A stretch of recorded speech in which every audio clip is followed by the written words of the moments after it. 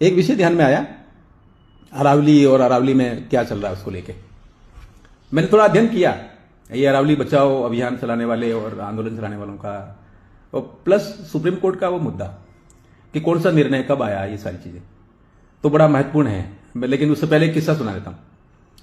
ये जो बीजेपी और कांग्रेस के लोगों ने लोकसभा चुनाव से पहले एक किस्सा चलाया था, और वो किस्सा किसी ने बैठ के गढ़ा होगा और एक घटना बना दी, और फिर उसके बाद बहुत सारी उसमें चीजें जुड़ती चली गई। वो था खेरवाड़ा के कनबई क्षेत्र में, वहां कोई ड्रोन उड़ रहा है और ड्रोन में कुछ चीजें हैं, और मोदी जी की सरकार गांव खाली करा रही है, इस तरह का एक भ्रम फैलाया।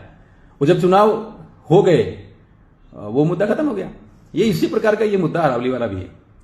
अब इसमें देखना यह कि डिटेल क्या है। तो बात शुरू होती है सन 2002 में राजस्थान में, कोई कहानी किसी अखबार में छपी हो गई और बाकी सारी चीजें हो गई। तो गहलोत साहब की सरकार ने निर्णय लिया, ये 100 वाला जो आंकड़ा आ रहा है ये गहलोत साहब की सरकार का दिया हुआ कि साहब ये अरावली इससे ऊपर होगी तो उसको होगी, नीचे होगी, इस तरह का जो सारा एक तैयार किया वो गहलोत साहब की सरकार ने तैयार किया। मुद्दा चलता गया सुप्रीम कोर्ट में। सुप्रीम कोर्ट ने कहा, गहलोत साहब की सरकार ने जो रिपोर्ट बनाई थी उसको मान लिया और वही चल पड़ी।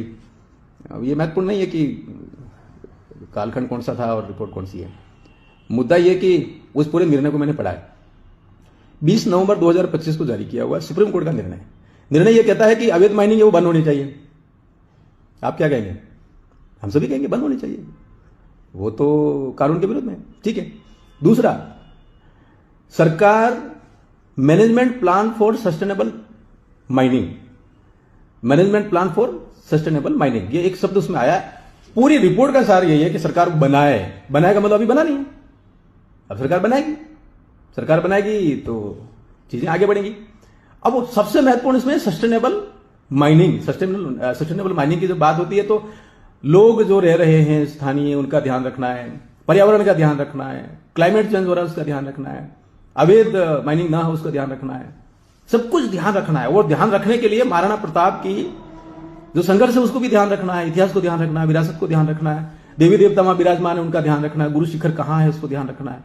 माइनिंग एरिया तो है ही, उसकी भी बात करेंगे, लेकिन इस बात का ध्यान रखना है कि कुंभलगढ़ कहां है, रावली टाटगढ़ कहां है, फुलवारी की नाल, केवड़ा की नाल, जैसमंद, सीता माता, इसमें खेड़ब्रह्म भी है, हरियाणा का भी कुछ क्षेत्र है और दिल्ली के आसपास वाला क्षेत्र भी है। वहां अरावली 4 राज्यों में पड़ती है।